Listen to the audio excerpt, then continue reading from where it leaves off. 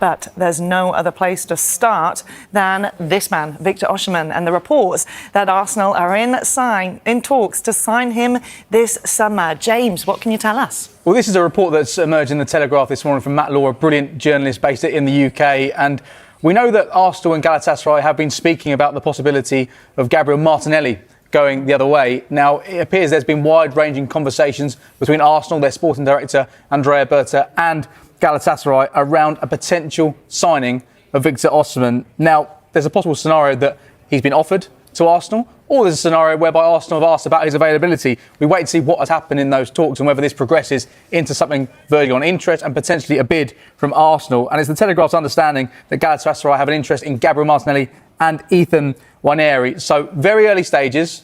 We know there's been interest in Victor Osimhen from clubs in the Premier League for a long time.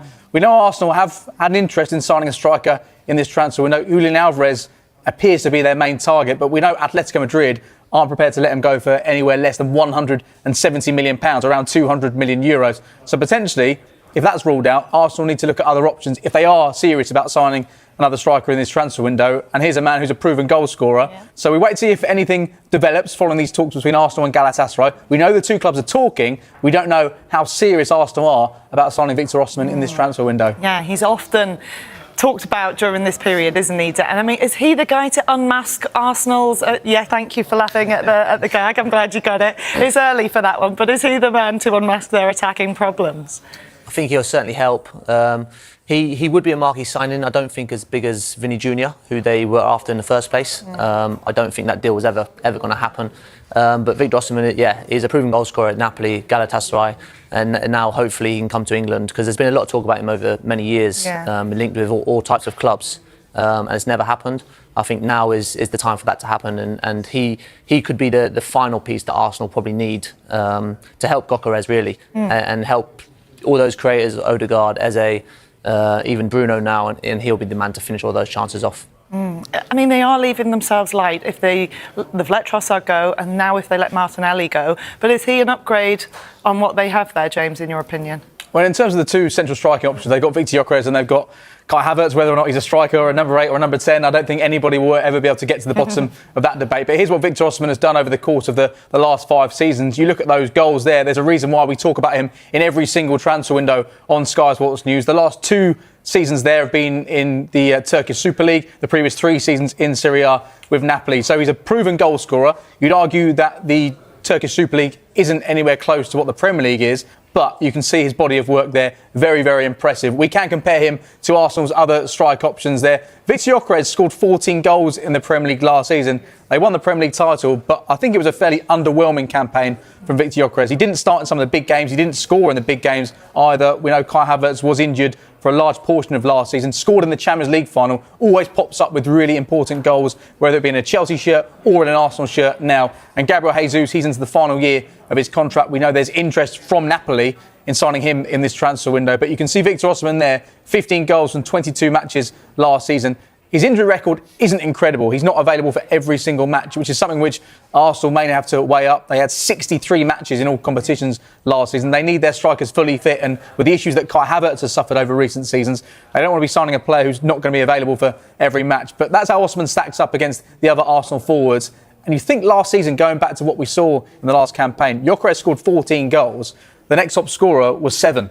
I think it was Saka who got 7 goals. And the fact they won the Premier League title is remarkable when you think they didn't have a goal scorer scoring 20 goals. The goals weren't shared around. They dominated when it came to set pieces, as we know. This season, they'll try and be more progressive, you'd think. And if Osimhen is available for a good fee, the wages will be something that Arsenal will need to consider, because that was one of the discussions when it came to Vinicius Jr. If his wages were going to be north of £400,000 and you made him the best paid player at the club, what impact would that have on the dressing room? Is that a factor that Arsenal need to be aware of potentially if they're bringing in a player who's being very heavily paid above some of his teammates? Yeah, it could be. But if he goes on to score 20, 25 goals and wins in the Premier League, I don't think anyone cares. I mean, the lads there, obviously Bruno's gone in and probably a high earner, Declan Rice, but they proved it. And I think if players want to see world-class players come into the dressing room and they're only going to help them, I don't think there should be too much of an issue. There's not too much difference really from the highest to the middle earners. And he's a world-class proven striker, and strikers always get paid the most as well.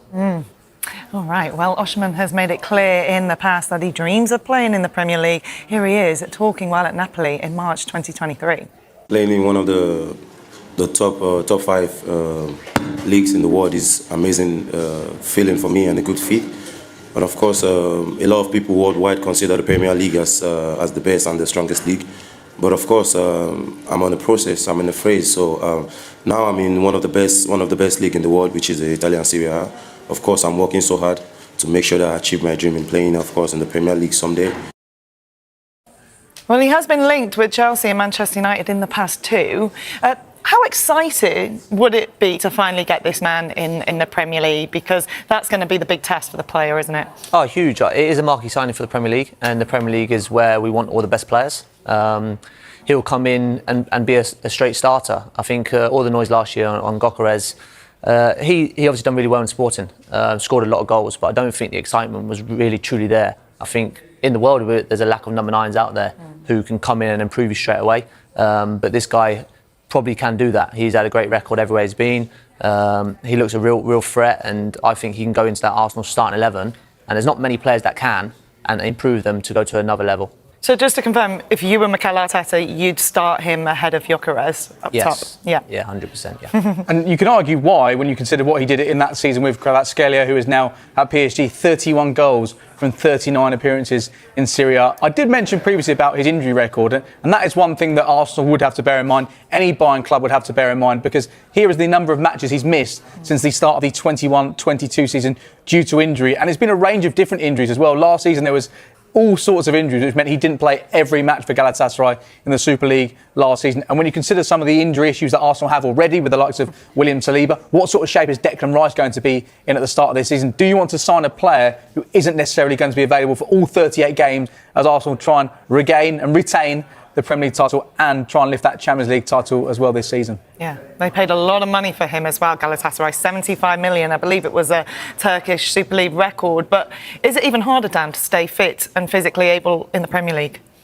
Look, the Premier League now where it's going is so athletic, so quick. The tempo of the game is much quicker than Spain, Italy and Turkey, where he's been used to. But I believe he's a professional player. He'll come over and do his utmost to keep fit and be professional and hopefully, be available for the majority of the games. Obviously, we've alluded to Gyökeres will be there. You've got Kai Havertz, you've got Mikel Merino, who everyone sort of forgets about. And You're right. He's popped up in the World Cup and scored 2 really important goals and helped them win the World Cup. And he's a fantastic player as well. So they've got 3-4 options there. But Osimhen and Gyökeres, obviously, the ultimate number 9s that you need in a team.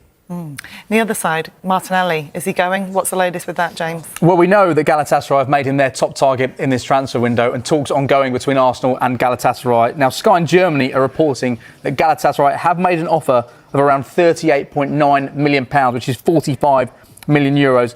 I think there's an awareness that Arsenal would be willing to listen to offers for Martinelli in this transfer window. He's got 1 year left in his contract. The club also have an option to extend that by a further year, which gives them a little bit of wiggle room to prevent him leaving as a free agent next summer. But when you consider they've let Leandro Trossard go, they replaced him with Christos Solis, you'd think if they were to allow Gabriel Martinelli to leave, then they'd want to bring someone else in. I mean, what do you make of Gabriel Martinelli? I think 3 or 4 seasons ago, he had that brilliant campaign, scored 15 goals, and you thought, is he going to kick on? He scored some really important goals for Arsenal.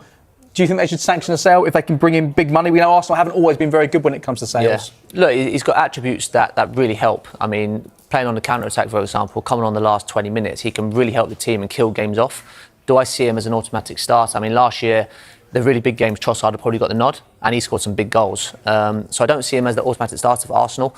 If he was on that left wing playing every week, I do feel they'll need an upgrade. But to sell him, some deal to go through. And I think they still have enough as they can go out there.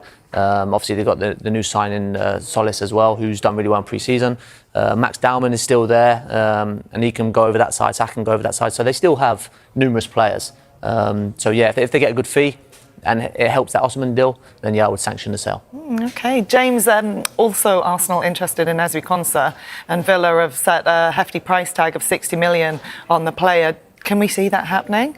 Well, I think at this moment in time, the BBC have reported that Arsenal have opened fresh talks with Aston Villa around the signing of Enzo Konsa, and we've been reporting that there is that big gap in valuation. We understand Arsenal willing to spend around £30 million, which seems quite low considering that the transfer fees we've seen for defenders in this transfer window. And Konsa can play centre-back and he can play at right-back. He did it at the World Cup for England in the summer. Now, the BBC's understanding is that Arsenal are willing to go above that original £30 million proposal, but Aston Villa looking for close to 60 million. And you can understand why Aston Villa won't budge on their valuation when you consider the players that have left already in this transfer window. Yuri Tielemans going, Morgan Rogers departing, Luca Dean going as well. Do you think Aston Villa can afford to sanction a sale in this transfer window? They've got to keep Unai Emery happy, haven't they?